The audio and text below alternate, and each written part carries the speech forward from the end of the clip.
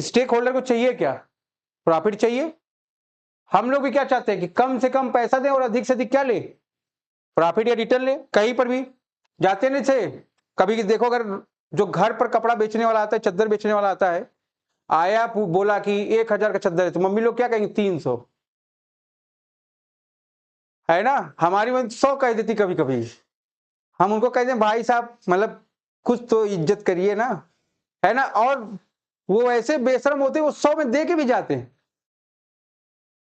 तो मम्मी लोग कहेंगे ना, देखे ऐसे खरीदा जाता है सामान। बात समझ में आई नहीं? तो हम लोग से ऐसे हो पाता है क्या? नहीं हो पाता है।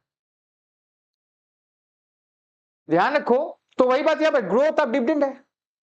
अगर वो पैसा दिया तो क्या चाहता है? हमको चौचक डिविडेंड मिले। फिर क्या ये market value of the fund goes, अब जितना आपको पैसा मिलेगा, रिटर्न मिलेगा, आपका क्या होगा? फंड का ग्रोथ होगा, शेयर का वैल्यू बढ़ेगा, इंट्रिंसिक वैल्यू बढ़ेगा, ठीक है? और उसका इंपैक्ट क्या पड़ेगा फंड पर? ओवरऑल ग्रोथ होगा। एक होता है लेबर टर्नओवर रेशियो, जानते हो तुम लोग क्या कॉस्टिंग में तुम्हारे? किसी फर्म में बहुत तेजी के साथ लोग छोड़ रहे फर्म, उसको क्या बोलते हो? लेबर टर्नओवर वहां का बहुत हाई है। रिलायंस, टाटा का लेबर टर्नओवर क्या है? बहुत कम है। तो जिस कंपनी का जितना लेबर टर्नओवर रेशियो डिक्लाइन होता है, उतनी अच्छी पोजीशन में होती है वो। और ये क्या करेगा? जितना अच्छा प्रॉफिट दोगे, वहां के वर्कर्स का पेमेंट होगा, टाइमली पेमेंट होगा, जॉब सेफ्टी सिक्योरिटी होगी, क्या होगा? लेबर टर्नओवर कम रहेगा।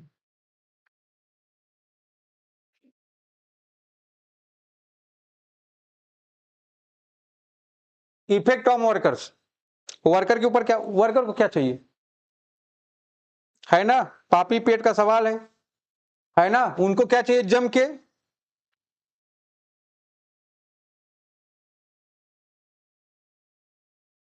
Wages and salary.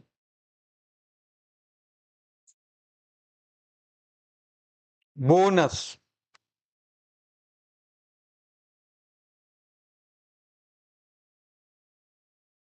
Other allowance, ठीक है?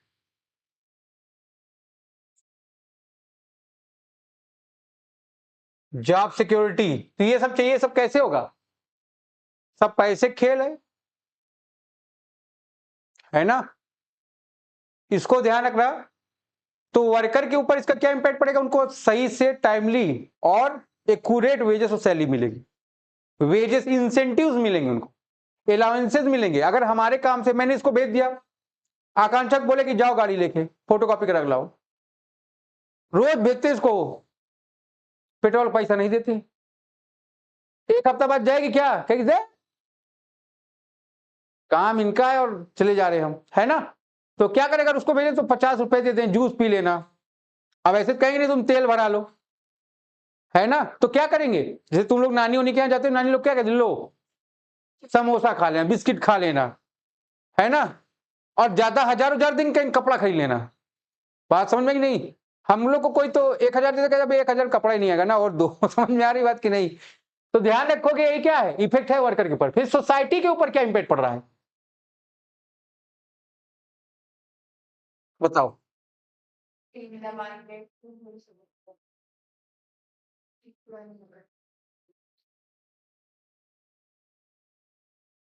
इंप्लॉयमेंट ग्रोथ हो रहा है, ठीक है? सोसाइटी को क्या मिल रहा है? चीपर एंड बेस्ट प्रोडक्ट, ठीक है ना? कस्टमर सेटिस्फेक्शन, कभी कस्टमर सेटिस्फेक्शन नहीं होगा। तुम लोग सेटिस्फाई होते हो कभी पढ़ाने से? कभी कहोगे डांट दिए, बाहर दिए, गरियाते हो बाहर जा जाके, 4 लोगों के सामने और गरियाते हो, यही सब करते हो। तो वही बात यहां पर है ना? सोसाइटी को क्या मिला? फिर इंप्लॉयमेंट मिला, ग्रोथ हुआ, इंप्लॉयमेंट अपॉर्चुनिटी बढ़ी कि नहीं? आप जिसे देखो सोसाइटी में, तुम देखे कि कुछ लोग बहुत पैसा कमा रहे, तुम्हारा भी इफेक्ट पड़ता है कि हम भी क्या करें, बहुत पैसा कमाए। तो क्या होगा? उसको एज ए रोल मॉडल आप ट्रीट करोगे, ठीक है? फिर सोसाइटी को क्या चाहिए? सस्ता और बढ़िया, टिकाऊ। समोसा हम लोग काहे खाते हैं? सस्ता है, टिकाऊ, है ना? फिर कस्टमर सेटिस्फेक्शन, इसमें होता ही नहीं है क्योंकि जब उसकी प्राइस इंक्रीज होती है तो वो क्वालिटी कम कर दे। मैंने क्या बोला, कस्टमर कभी सेटिस्फाई नहीं होता, ठीक है ना। जैसे कामधेनु है बगल में, अभी वो डाइनिंग खोल लिया खाने पीने के लिए, दिन भर खाली रहता है। उसका मेन एम क्या है कि कुंभ मेला आ रहे थे हम भी लूटेंगे, लगवा दिया पैसा। अब वहां पर इतना महंगा है, 150 चाय पियोगे तुम जाके? अबे 150 में तो हम लोग 15 चाय पी लें, और सामने पंडित जी के यहाँ 30 चाय मिल जाएगी, वो भी बढ़िया, उससे अच्छी चाय देता है। फूलहड़ वाली 10 का है कि 8 का है, नहीं तो 5 की है। हाँ तो 8 ही का है, 10 यहाँ कोई नहीं लेता, डर के हमारा हॉस्टल है ना। तो क्या है भैया, और हम लोग क्या है, धीरू भाई अंबानी को औलाद है क्या? सस्ता टिकाऊ ब्रेड पकौड़ा खाते हम लोग इसीलिए, ठीक है ना। तो ध्यान रखो कि सर यहाँ पर, ठीक है। तो ये सब चीजें मिल रही है, सोसाइटी को कुछ मिला, वर्कर को कुछ मिला, स्टेक होल्डर को कुछ मिला, है ना, ये सब बातें, ठीक है। रेमेडीज क्या क्या है, बोलोगे क्या तुम लोग? अच्छा चलो ठीक है, इसको बाद में कराएंगे। इफेक्ट ऑफ अंडर कैपिटलाइजेशन में पहला इफेक्ट जब आप लोगे,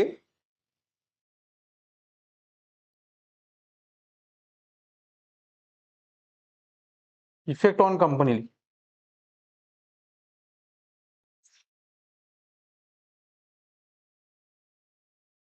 की बार मेला में लोग खो कम रहे हैं क्या?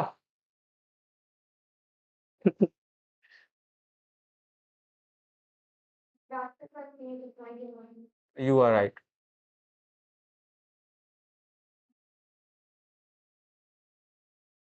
इफेक्ट ऑन स्टॉक होल्डर,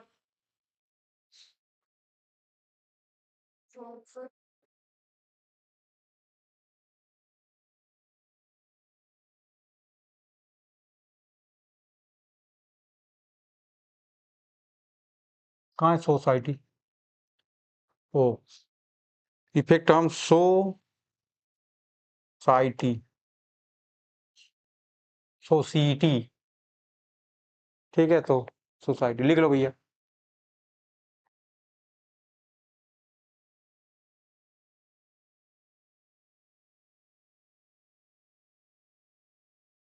अब तुम खड़ी हो जो बताओ कंपनी के ऊपर क्या इफेक्ट है?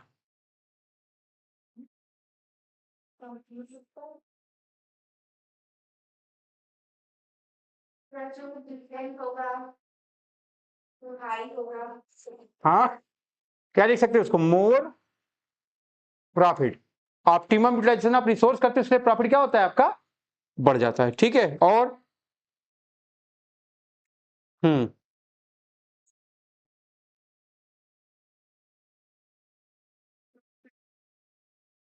इंक्रीज दी गुडविल, लिख सकते हो increase the market value of shares और फर्म, ठीक है। और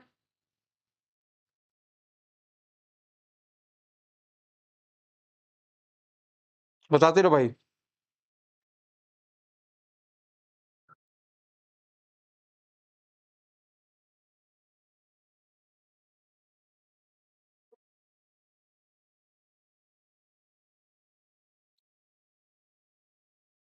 हाँ कह सकते हो, प्रॉफिट ज्यादा टैक्स भी ज्यादा, तो सोसाइटी को बेनिफिट मिलेगा। कंपनी को ऊपर इसका इफेक्ट क्या पड़ रहा है, एडवर्स पड़ रहा है, रॉन्ग, गलत।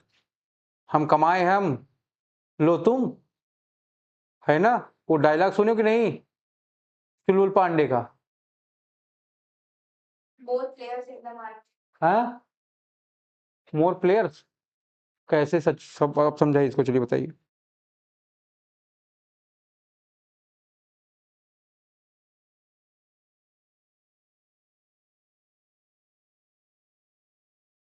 हाई प्रॉफिट होगा तो इससे जो कॉम्पिटिटर्स होंगे वो अट्रैक्ट होंगे।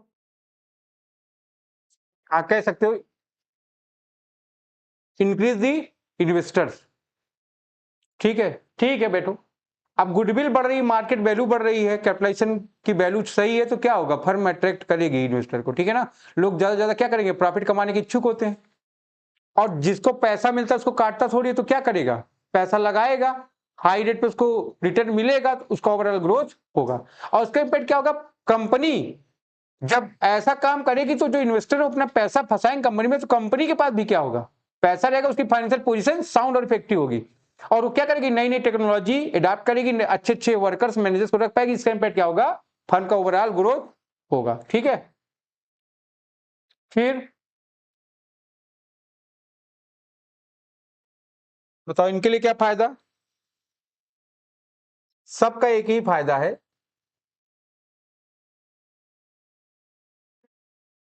ग्रोथ दी,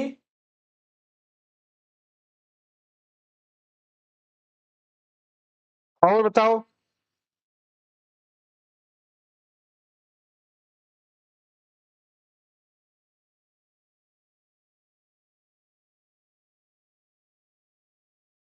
हाई।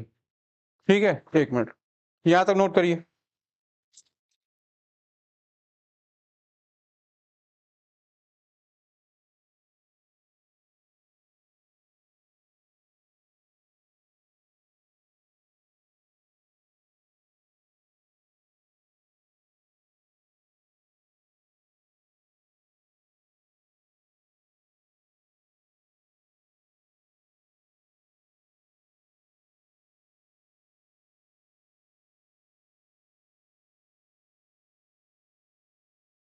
क्या रेमेडीज है अंडर कैपिटलाइजेशन का, बताओ भैया।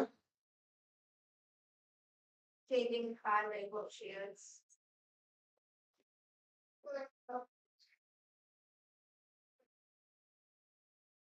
Issue of bonus share, what is mean by bonus share,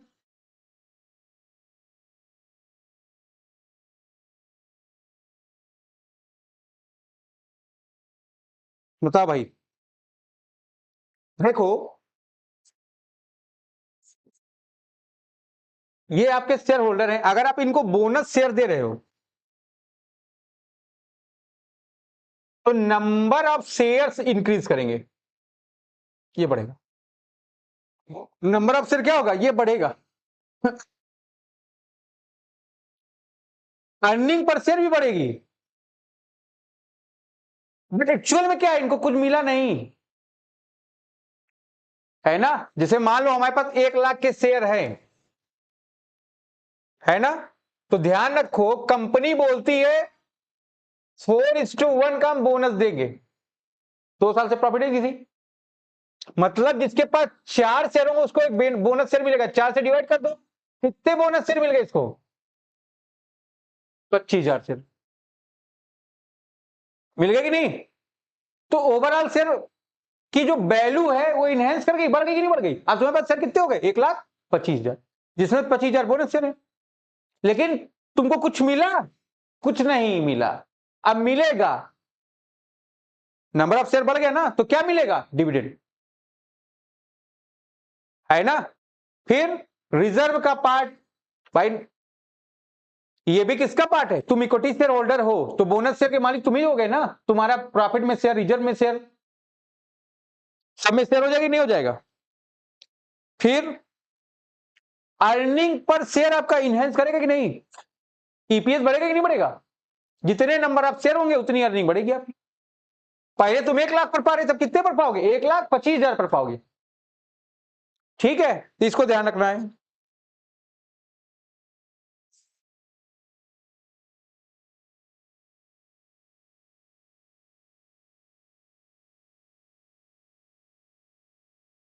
issue of new share, बताओ कैसे नई शेयर इशू करेंगे। कंपनी जो काम कर रही है डेट पर करी ना, तो तुमको क्या करना पड़ेगा, अपना ओनरशिप शो करने के लिए नए शेयर इशू करने पड़ेंगे, नहीं करने पड़ेंगे। इस सिचुएशन में आप क्या करोगे, नए नए शेयर को इशू करें, नए नए शेयर नहीं, नए शेयर इशू करेंगे आप। कौन से शेयर आप नए इशू कर सकते हो, इक्विटी, अगर आप पास इक्विटी शेयर है तो कोई समस्या की बात नहीं रहेगी। कहां पर नहीं रहेगी, अपनी ओनर्स को, ओनरशिप को प्रूव करने में। ठीक है, फिर तीसरा लिखो,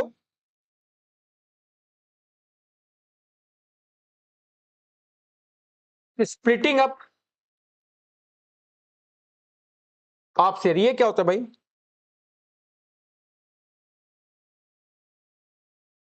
को डिवाइड करना।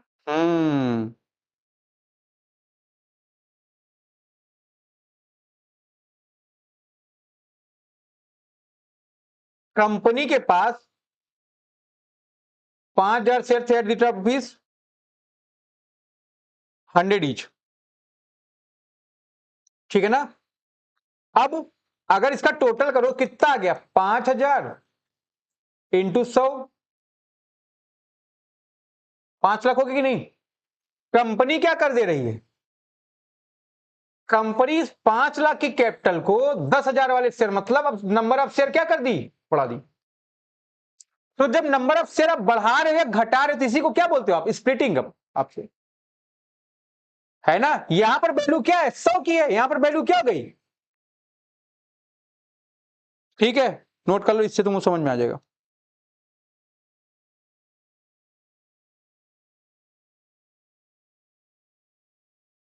ओवरऑल कैपिटल पर अगर जो ईपीएस का इंपैक्ट है वो होगा क्या? नहीं होगा, ठीक है?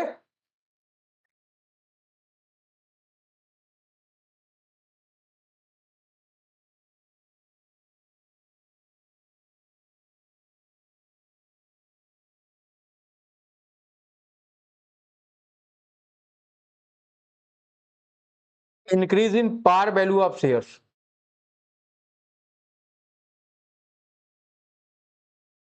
कंपनी का ओवरऑल ग्रोथ होगा, गुडविल बढ़ेगी, है ना? पर ओ ईपीएस बढ़ेगा, फर्म ग्रोथ करेगी।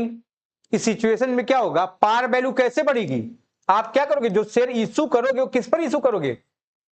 प्रीमियम, ठीक है? तो ध्यान रखोगे, यही क्या है? हमारी रेमेडीज है, किसकी? Under capitalization. यहां पर देखो नंबर ऑफ शेयर कम हो गया कि नहीं हो गया, लेकिन उसकी वैल्यू बढ़ी कि नहीं बढ़ी? कैसे बढ़ी? आपने प्रीमियम ले ली, और ये क्या आपका कैपिटल प्रॉफिट हो गया। आप क्या कर सकते हो? इससे कैपिटल लॉस को रिड्यूस भी कर सकते हो। आप पढ़े होंगे क्लास 12 में कि कैपिटल लॉस को केवल कहां से आप शेयर कर सकते हो? कैपिटल प्रॉफिट में से, ठीक है? तो यही सारी बात है, इसके आगे की बात हम लोग अगली क्लास में करेंगे, ठीक है?